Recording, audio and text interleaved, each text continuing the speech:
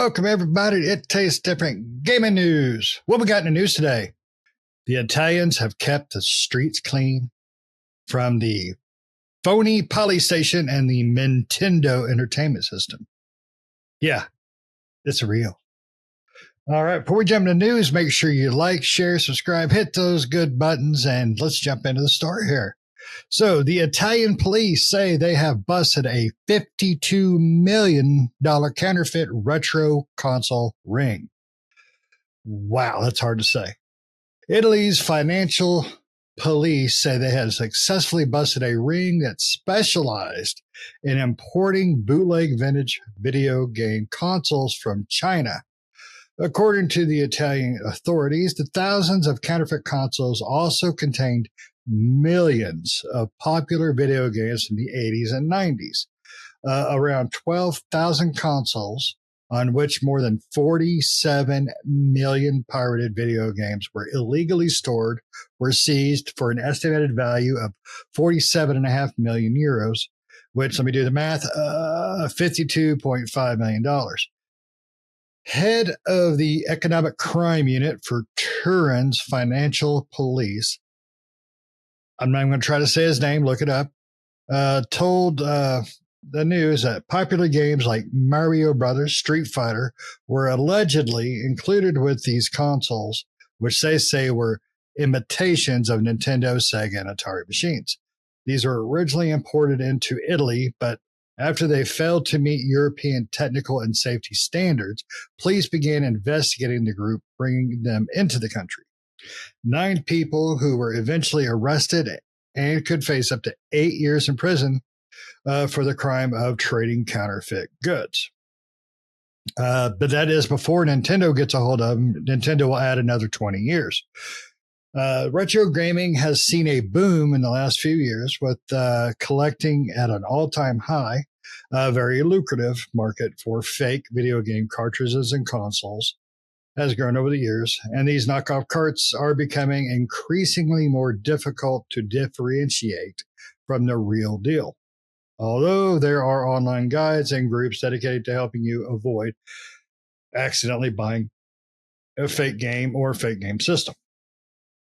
In one notable example of the counterfeit gaming market, 2 hackers participated in an attempt to build a counterfeit Xbox One using stolen data, but they were eventually caught and they pleaded guilty back in 2011. So that shows you how really old that is.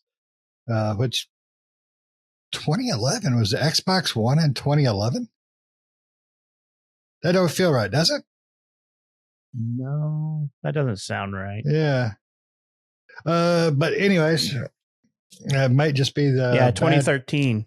Yeah. November 22nd, 2013. Yeah. But anyways, Atari accused distributor Tomo of importing bootleg versions of its Flashback 2 plug-and-play console. And for a more recent digital-only example, fake Helldiver 2 game pages appeared on Steam shortly after the game launched. So way to go, Mario relatives. Anyways, the Italian police are keeping it clean for the real collectors. I think that's a great thing. Now, I am pro retro. I want to see, all the classics stay out there for everybody to play. But buying Chinese knockoffs is not the way to do it. I've probably bought one before, but it's still not the way to do it. So, Nick, what do you think? Is this gonna hurt your imports? I'm just kidding. I don't know if you buy that crap or not. What do you think about it? Are the streets safe from the Mintendos? No. I mean, maybe in Italy they are, but not anywhere else. I mean, you can go to Amazon and buy... You buy the Nintendo, you could play Donkey Kong. You can go to Amazon right now and buy a Nintendo or a device that has these games on it. So, good for them, I guess. Yeah. I don't really know what to say about it. I mean, it's gonna. Do you think it's gonna work its way here ever? Because we don't really have anything protecting that. No. I mean, it's all over Amazon. Are they going to crack down here in the U.S.? No, we don't. We don't do stuff like that. No. You can go to our mall and buy one. They have them in the center there. I saw people. I was going to say, pick one up. We went somewhere. The three of us. Was it when we were in Florida and we were at the mall and we saw that like Nintendo knockoff that had a bunch of games that were named like it, but they weren't actually the game. Yeah, they have that at our mall too. Do they? Yeah. Yeah. Mario Brothers. They had Pokédong. They had all sorts of crap in there. Yeah. I think they should all be outlawed myself, but I also think we should force developers to keep those retro games, in development. Yeah. Or online. Right. Like, you could counter it by having a much easier repository of classic retro games that people could access. Right. We've even talked about it before, but like, they're always cracking down on ROMs and things like that. But it's like, just then Nintendo or whoever then sell the ROMs, right? Sell the ROMs, or even if you want to sell an emulator with it and say, hey, you can have our Nintendo emulator and you can download and purchase our Nintendo ROMs. The ROMs are already out there, so we're just going to give them, not give them to you, but we're going to put them out here on this website where you can legally come and download them and play them on your PC or whatever. And there you go. Right. And then they could just make the money off of it. Right. I mean, if you want to find ROMs or emulators, they're out there. You can find them. A little shady, but they're out there. Right. And then these knockoff consoles, they're out there as well. Right. So as far as the knockoff consoles go, I don't recommend them. Most of them are crappy ports of games, of either the legit game, a crappy port of it, or not the legit game, or several copies of Street Fighter 2, even though they're named different games. There's various things like that. So you might get a better than, some retro, or some of these knockoff consoles, some might be better than others. When it comes to that, it just depends on what emulators are being used and whoever put this together, what they utilized, right, to put everything together in this package. But ultimately, I mean, I wish things like this weren't around, but companies clearly aren't going to do something to combat it other than just legal stuff, right? Again, you could probably stop people from doing so if you just provided it, right? Just provide it, and people, I think more people would be apt to go and purchase it officially from Nintendo than decide, oh, well, Nintendo released a ROM, all the ROMs in an emulator, but I'm going to still go to the shady sites and download the ROMs and don't know what I'm downloading, but I hope it's the game, they would go to NintendoRoms.com, right, and download their Nintendo emulator and their ROMs and pay Nintendo to have legit ROMs from them, right? Or any company, Sega, Nintendo, whatever the case may be. So I think that's what the direction that company should go, and I'm surprised they haven't gone that direction. There's got to be some reason behind it, but I don't know if it's just money or they just want to release collections every so now and again. I'm not 100% sure, but good for Italy, I guess. Pat, what do you think, buddy? Yeah, I'm with you. I don't know why companies like Nintendo and Sega and stuff like that don't release ROMs, like sell ROMs. Why don't they have their, online games that you can buy as ROMs? Because a lot of that stuff, they don't even sell it digitally, because it was old cart games and they don't sell them digitally. So, I think that this is a good thing for the Italian police, that they got all this counterfeit stuff off the market.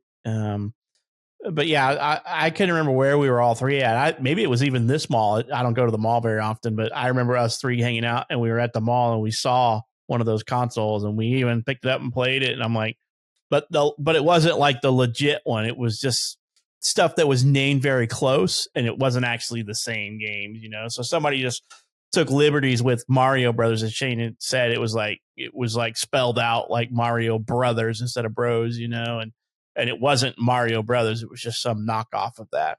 And they were selling it right on the mall floor. Now I imagine if it was loaded with like, legit games, but illegitimately acquired, because there's no way you're going to get 1,000 actual games by like Capcom and Nintendo and all these companies on a mini console for $50 or $25 or $30. The math ain't math in there, So even $100 for these mini, because even when they officially released like Nintendo and Sega and all these did their minis, they were still like $100 and they didn't have like 1,000 games on them, So, but I wish that they would. I wish Nintendo and Sega and all these other companies would sell ROMs to their games, because then it would just prevent a lot of this. Because you're right. ROM sites get shut down all the time. But if they were out there legitimately selling ROMs, then a lot more people, including myself, would go out and get their ROMs, because, I wanted to build a MAME cabinet and things like that. And it's just trying to get a hold of the actual games is nearly impossible to put on these things. Or, people that are selling the legitimate, drives and stuff that the games are on want a arm and a leg for them. So I don't know. Nintendo's answer to this is sue the shit out of them, which rightfully they should. It's their IP. I don't know, man. Good for the Italian police. Good to get that stuff off the street. But all you gotta do is go down to the local mall and you can find people hawking those wares here, anywhere. Or like they said, go to Amazon. I mean, you can go to like type in retro gaming console on Amazon and get no more than like 10 pages of different things out there that obviously majority of them are not legitimate. Because there's no way you're going to get a handheld console with 1,000 games for $80, $90, right? I doubt these companies are going to license all those IPs and make nothing on it. And these guys are pumping a, $75 piece of hardware with $25 worth of games on it. No, they're pocketing $25, for that outside of the hardware. So to me, it's a good deal, but the game industry can help fix this problem, can solve this problem by just selling the items, sell the ROMs, make their own emulator. Like you said, Nick, make your own emulator. You know how the game is supposed to look and run, make an emulator and then sell the emulator, sell the game and the emulator together. I don't know. Do something. What about you, Shane? You going to buy a PolyStation or a Minintendo? I was thinking about an Xnox or a Fega. Oh, Fega. Okay. No. I disagree with being able to sell these things legally. I popped up Amazon real quick and just the first thing you see when you type in retro game, boom, 4,000 flash drives and PlayStation 2 controllers. So, good for the Italian police, good for the Mario Brothers, but this is, they need to keep these things off the market. They truly do. So, but, Nintendo and Sony and Atari, they could just make money hand over fist just selling this online. Just, make a whole Steam page just for it, and you paid $10 for a 20-year-old emulator, from Nintendo, from actually Nintendo. So, but they will never do it. I don't know why. I don't know why any of the console makers, any of the game developers, never have done it. Really don't ever do it. So, but hey, that's on them. That's just, to me, that's just cash, because there's so many games I would buy legally just for that. So. But you guys got anything else on this topic? All right. Well, thank you for making it to the end. And like I said at the beginning,